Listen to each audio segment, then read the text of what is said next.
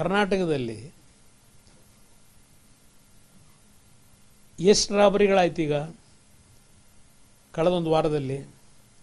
ಅದು ಮಂಗಳೂರಿನಲ್ಲಿ ಆದಂಥ ರಾಬರಿ.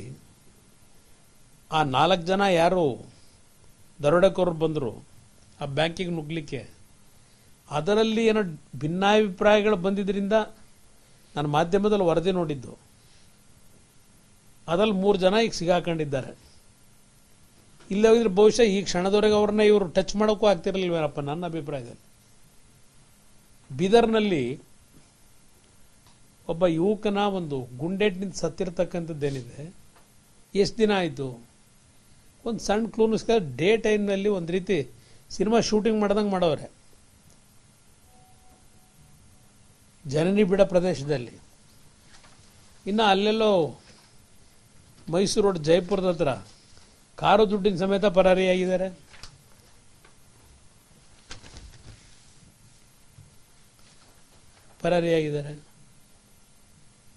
ಇನ್ನು ಅಲ್ಲೆಲ್ಲೋ ಇನ್ನೊಂದು ಕಡೆ ಬ್ಯಾಂಕ್ ತಗೊಂಡೋಗಿ ಹಾಕೋ ದುಡ್ಡನ್ನು ತಗೊಂಡೋಗಿ ಚಿನ್ನ ಖರೀದಿ ಮಾಡೋವನೆ ಅಂತ ಅದು ಇನ್ನೊಂದು ಏನೋ ಒಂದು ಕತೆ ತೋರಿಸ್ತಾ ಇದ್ದೀರಿ. ಆಡಳಿತದ ವ್ಯವಸ್ಥೆ ಎಲ್ಲಿಗೆ ಹೋಗಿದೆ? ಇದು ಮುಖ್ಯ ಇಲ್ಲಿ. ಎಂಥದೋ ಪಾಪ ಇಲ್ಲಿ ಇದರದ ಮಹಾತ್ಮ ಗಾಂಧೀಜಿ ಅವರದು ನಾನು ಇಲ್ಲೂ ನೋಡಿದ್ದೀನಿ. ನಾನು ಗಾಂಧೀಜಿ ನಡಿಗೆ ದಂಡಿ ಸತ್ಯಾಗ್ರಹದ ಅವತ್ತಿಂದು ಯಾರ್ಯಾರಿದ್ದರು ಗಾಂಧೀಜಿ ಅವರ ಜೊತೆನಲ್ಲಿ, ಪಾಪ ಇಲ್ಲಿ ಮುಖ್ಯ ರಸ್ತೆಯಲ್ಲಿ ಹಾಕಿದ್ದೀರಿ. ಇದು ಗಾಂಧಿ ಆದರ್ಶಗಳನ್ನು ಅನುಸರಿಸುವುದು, ಗಾಂಧಿ ತತ್ವಗಳನ್ನು ಅಳವಡಿಸಿಕೊಳ್ಳುವುದು, ಗಾಂಧಿ ಕನಸನ್ನು ನನಸಾಗಿಸುವುದು. ಯಾವ ಗಾಂಧಿ ತತ್ವ ಅಳವಡಿಸ್ಕೊತೀರಿ?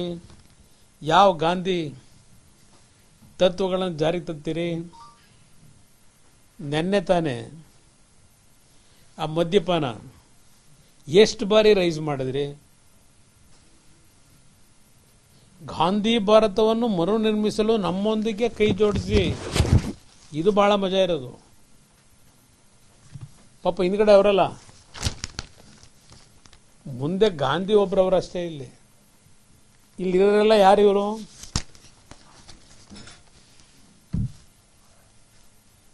ಹಿಂದೆ ಹಿರಿಯರು ಫೋಟೋ ಇದಂತೂ ಹಾಕೊಂಡವ್ರಲ್ಲ, ಅದೇನೋ ರೇಖಾಚಿತ್ರ. ಗಾಂಧಿ ಭಾರತವನ್ನು ಮರುನಿರ್ಮಿಸಲು ನಮ್ಮೊಂದಿಗೆ ಕೈ ಜೋಡಿಸಿ. ಯಾವ ಗಾಂಧಿ ಭಾರತ ನಿರ್ಮಾಣ ಮಾಡ್ತಾವ್ರು ಕರ್ನಾಟಕದಲ್ಲಿ?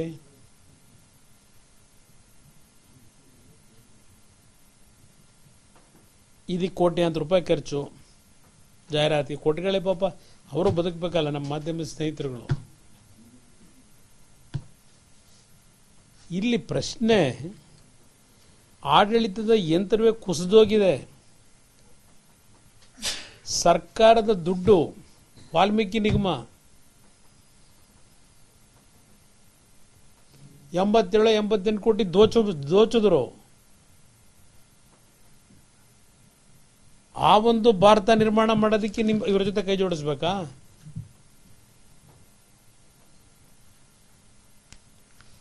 ಎಂತ ಮೈಸೂರಿನ ಮೂಡಾಗರಣ ನಾವು 14 ಸೈಟ್ ತಗೊಂಡಿದ್ದಕ್ಕೆ ನಾವು ವಿರೋಧ ಮಾಡಲ್ಲ, ಇವತ್ತು ಮಾಡಲ್ಲ.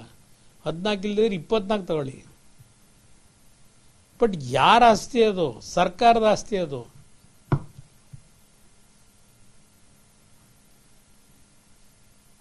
ಅದ್ಯಾವುದೋ ಬೋವಿ ನಿಗಮ, ಅಲ್ಲಿ ಯಾರೋ ಸೂಸೈಡ್ ಮಾಡ್ಕೋತಾರೆ. ಬೆಳಗಾವಿನಲ್ಲಿ ಯಾರೋ ಒಬ್ಬ ಮಿನಿಸ್ಟರ್ PA ಹಿಂಸೆ ಕೊಡ್ತಾವನೆ ಅಂತ ಅಲ್ಲಿ ಯಾರೋ ಒಬ್ಬರು ಆತ್ಮಹತ್ಯೆ ಮಾಡ್ಕೋತಾರೆ. ಅಲ್ಲೆಲ್ಲ ಕಲಬುರಗಿಲಿ ಯಾರೋ ಒಬ್ಬ ಆತ್ಮಹತ್ಯೆ ಮಾಡ್ಕೊತಾನೆ, ಒಬ್ಬ ಮಿನಿಸ್ಟರ್ ಹಿಂಬಾಲಕರು ಅಂತ. ಅಲ್ಲಿ ಅವನ ಪೊಲೀಸ್ ಅಧಿಕಾರಿ ಮಧುಗಿರಿಲಿ ಕಿರುಕುಳ ಕೊಟ್ಟಂತ ಹೆಣ್ಮಗಳು ಅಲ್ಲೊಂದು ಕಂಪ್ಲೇಂಟ್ ಕೊಡ್ತಾಳೆ, ಪೊಲೀಸ್ ಅಧಿಕಾರಿಗಳನ್ನೇ. ಈ ಗಾಂಧಿ ಭಾರತ ಮಾಡ್ತೀರಾ? ಈ ಥರ ಆಡಳಿತ ನಡೆಸ್ಕೊಂಡು ಸಿದ್ದರಾಮಯ್ಯನವರೇ?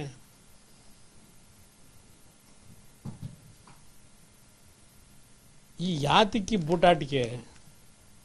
ಗ್ಯಾರಂಟಿ ಸ್ಕೀಮು, ಅಯ್ಯೋ 59,000 ಇಲ್ಲದೆ ಇದ್ರೆ ಕೋಟಿ, ಇನ್ನೂ ಒಂದು 25,000 ಕೋಟಿ ಅಡಿಷನ್ ಮಾಡ್ಕೊಳ್ಳಿ. ಅದನ್ನು 1.5 ಲಕ್ಷ ಕೊಡಿ, ನಾನು ಬೇಡ ಅನ್ನಲ್ಲ. ಗ್ಯಾರಂಟಿ ಸ್ಕೀಮ್ಗೆ ನಾನು ವಿರೋಧ ಮಾಡಲ್ಲ, ಕೊಡಿ. ಆದರೆ ಆಡಳಿತ ಎಲ್ಲಿಗೆ ತಗೊಂಡೋಗ್ತಾ ಇದ್ದೀರಿ?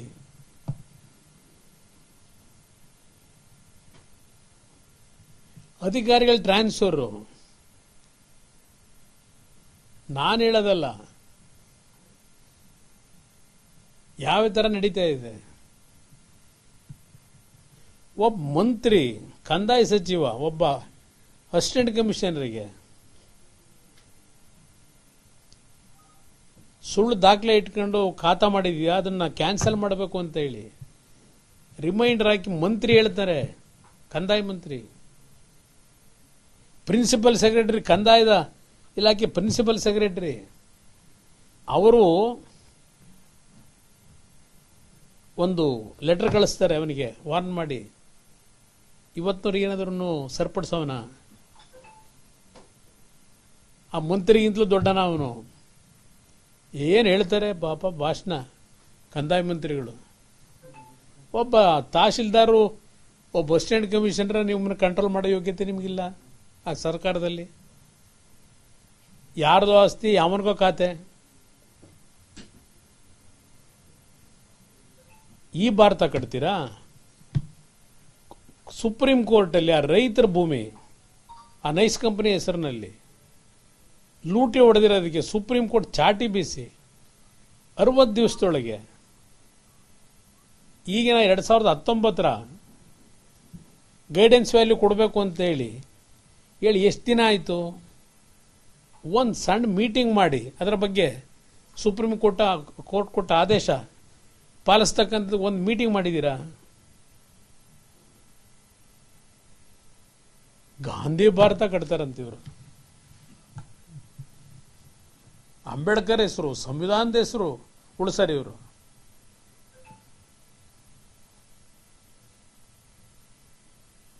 ಬಹುಶಃ ಕರ್ನಾಟಕನ ಸಂಪೂರ್ಣ ಮುಗಿಸ್ ಹೋಗಬೇಕು ಅಂತಲೇ ಬಂದಿದ್ದಂಗಿದ್ದಾರೆ ಇವರು.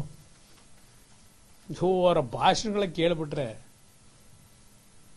ಎಂಥದ್ದು ದಾಸರ ಪದ ಬೇರೆ ಹೇಳ್ತಿದ್ದೀರಪ್ಪ ಇವತ್ತಲ್ಲಿ ಬೆಳಗಾವಿ ಅಧಿವೇಶನದಲ್ಲಿ. ಯಾವುದು ದಾಸರ ಪದ?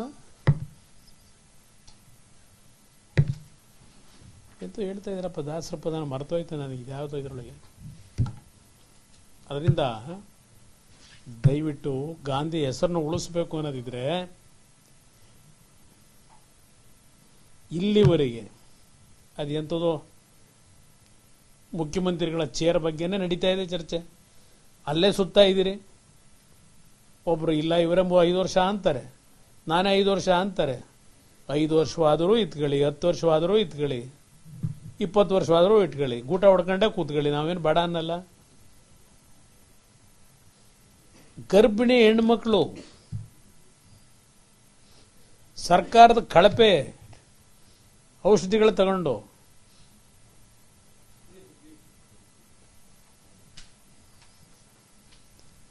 ಹತ್ತು 15 ಜನ ಹೆಣ್ಣು ಮಕ್ಕಳು ತೀರ್ಕೊಂಡು ಹೋದ್ರು, ಮಕ್ಕಳು ಸತ್ವು. ಇವತ್ತಿನವರೆಗೆ ಅದರ ವಾಸ್ತವಾಂಶ ಜನಗಳ ಮುಂದಿಟ್ರ ಏನಕ್ಕೆ ಸತ್ತರು ಅಂತ ಹೇಳಿ.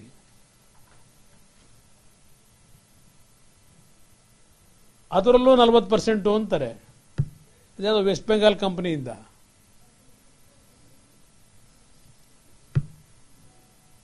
ಈ ಬಾಣಂತಿಯ ಸಾವು ಕಾರಣವಾಗಿರ್ತಕ್ಕಂಥ ಈ ಸರ್ಕಾರದ ಈ ಬೇಜವಾಬ್ದಾರಿತನ, ಇದು ಗಾಂಧಿ ಭಾರತ ಕಟ್ಟಾರ ನೀವು?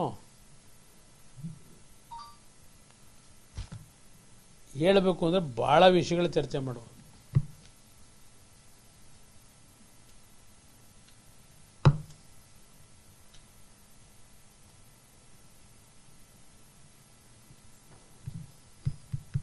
ರಾಜ್ಯದ ಜನತೆಯ ತೆರಿಗೆ ಹಣ ಯಾವ ಮಟ್ಟಕ್ಕೆ ಅದನ್ನು ಬಳಕೆ ಮಾಡ್ತಾ ಇದ್ದೀರಿ? ಏನಾದರೂ ನಿಮಗೆ ಆತ್ಮಸಾಕ್ಷಿ ಅನ್ನೋದಿದೆಯಾ?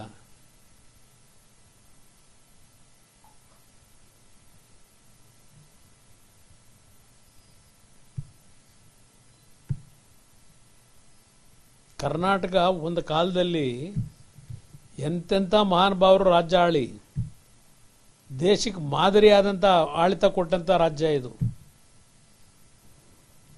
ಇಂಥ ಕರ್ನಾಟಕ ರಾಜ್ಯದ ಆಡಳಿತನ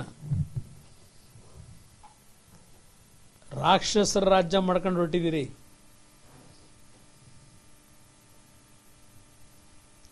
ಈ ಖಾತಾ ಹೆಸರಿನಲ್ಲೂ ಲೂಟಿ,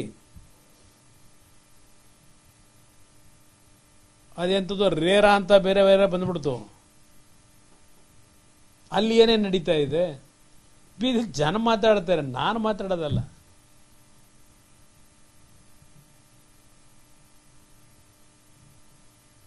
ಬಡವರು ಬದುಕಲಿಕ್ಕಾಗುತ್ತಾ?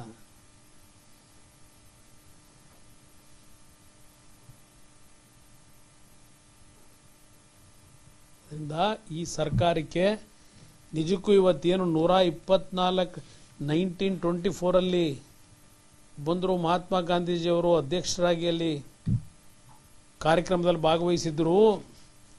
ಆ ಜಾಗದಲ್ಲಿ ನಾವು ಎಂತೆಂಥವ್ರು ಕೂತಿದ್ವು, ಮಲ್ಲಿಕಾರ್ಜುನ್ ಖರ್ಗೆ ಅವರು ವರೆಗೂ ಈ ಕೂತಿದ್ದೀವಿ ಅಂತ ಭಾಷಣದಲ್ಲಿ ಹೇಳ್ತಾ ಇದ್ರು. ಕೂತ್ಕೊಳ್ಳೋದು ಕಾಂಗ್ರೆಸ್, ಒರಿಜಿನಲ್ ಕಾಂಗ್ರೆಸ್ ಸ್ವಾತಂತ್ರ್ಯ ಪೂರ್ವದಲ್ಲಿ, ಇದು ಕಾಂಗ್ರೆಸ್ಸೇ ಬೇರೆ. ಸ್ವಾತಂತ್ರ್ಯ ಬಂದ ಮೇಲೆ ಆಗಿರ್ತಕ್ಕಂಥ ಕಾಂಗ್ರೆಸ್ಸೇ ಬೇರೆ. ಎಷ್ಟು ಬಾರಿ ಹೊಡೆದೋಗಿಲ್ಲ? ಏನದು ಒರಿಜಿನಲ್ ಕಾಂಗ್ರೆಸ್ಸಾ? ಅವರು BJPಯವರು ದೇಶ ಒಡೆಯರಂತೆ, ಇವರು ದೇಶ ಜೋಡ್ಸರಂತೆ. ಇವರು ಮೊನ್ನೆ ಅಡ್ವರ್ಟೈಸ್ಮೆಂಟ್ನಲ್ಲಿ ಜಮ್ಮು ಕಾಶ್ಮೀರ ತಲೆನೇ ಎಗರಿಸ್ಬಿಟ್ಟಿದ್ರು. ಇವರು ಅಡ್ವರ್ಟೈಸ್ಮೆಂಟಲ್ಲಿ ಇವರು ದೇಶ ಜೋಡಿಸೋರು.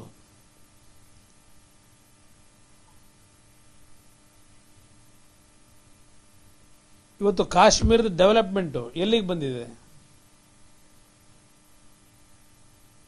ಎಷ್ಟು ರೈಲು ಮಾರ್ಗಗಳು, ಎಷ್ಟು ಪವರ್ ಸೆಕ್ಟರ್ನಲ್ಲಿ ಎಷ್ಟು ಇಂಪ್ರೂವ್ಮೆಂಟ್ ಆಗಿದೆ. ನಿರುದ್ಯೋಗದ ಸಮಸ್ಯೆಗಳಿಗೆ ಯಾವ್ಯಾವ ರೀತಿ ಕೆಲಸಗಳು ನಡೀತಾ ಇದೆ. ಇದು ದೇಶ ಒಡೆಯ ಕೆಲಸ ಮಾಡ್ತಾ ಇದ್ದಾರಾ?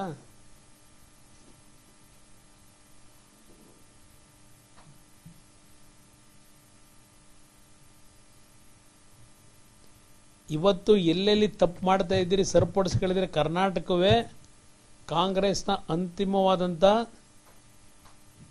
ಚರಮಗೀತೆ ಆಡ್ತಕ್ಕಂಥ ದಿನ ದೂರ ಇಲ್ಲ ಕಾಂಗ್ರೆಸ್ ಪಕ್ಷಕ್ಕೆ ಈ ದೇಶದಲ್ಲಿ. ಬೇರೆ ದೇಶದಲ್ಲಿ ಬೇರೆ ಎಲ್ಲ ಕಡೆ ಏನೇನಾಗಿದೆ ಒಂದು ಭಾಗ ಇರಲಿ, ಕರ್ನಾಟಕದಲ್ಲಿ ಆಳ್ತಾ ಇದ್ದೀರಲ್ಲ, ಇಲ್ಲಿ ಅಂತಿಮವಾದಂಥ ಚರಮಗೀತೆ ಆಡ್ತಕ್ಕಂಥ ದಿನ ದೂರ ಇಲ್ಲ. ನಿಮ್ಗಳ ನಡವಳಿಕೆ ನೋಡಿದಾಗ ನಾವೇನು ಹಸುವಿಗೆ ಹೊಟ್ಟೆ ಕಿವುಚ್ಕೊಂಡು ಇದೇ ನಾವು ಹೇಳ್ತಾ ಇಲ್ಲ, ಜನಗಳ ಅಭಿಪ್ರಾಯ ಹೇಳ್ತಾ ಇದ್ದೀನಿ. ತಿದ್ಕೊಳ್ಳಿದ್ರೆ ತಿದ್ಕೊಳ್ಳಿ, ಇಲ್ಲ ಇದೇ ಥರ ನಡೆಸ್ತೀರಾ ನಡೆಸಿ, ಬರುತ್ತೆ ಕಾಲ ಅದಕ್ಕೂ. Thank you brother.